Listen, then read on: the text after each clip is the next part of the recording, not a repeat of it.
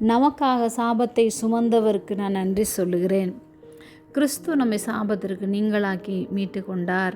கலாத்தியர் 3:13 மரத்திலே தூக்கப்பட்ட எவனும் சபிக்கப்பட்டவன் என்று எழுதியிருக்கிறபடி கிறிஸ்து நமக்காக சாபமாகி நியாய பிரமாணத்தின் சாபத்திற்கு நம்மை நீங்களாக்கி மீட்டு கொண்டார்.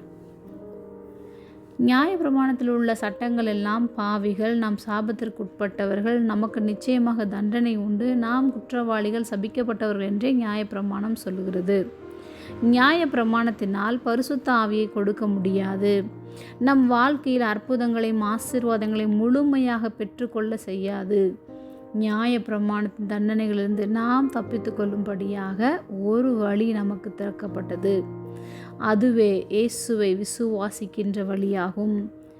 நீதிமான் ஒருவனாகிலும் இல்லை என்ற வார்த்தையை மாற்றும்படியாக நீதியும் நியாயம் நிறைந்த இயேசு கிறிஸ்து நமக்காக எல்லா சாபத்தையும் ஏற்றுக்கொண்டார்.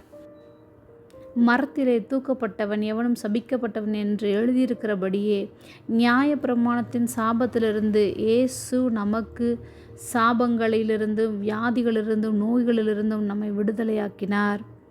அவரே குற்ற நிவாரண பலியாக, பாவ நிவாரண பலியாக, தம்மையே ஜீவ பலியாக ஒப்பு கொடுத்தார்.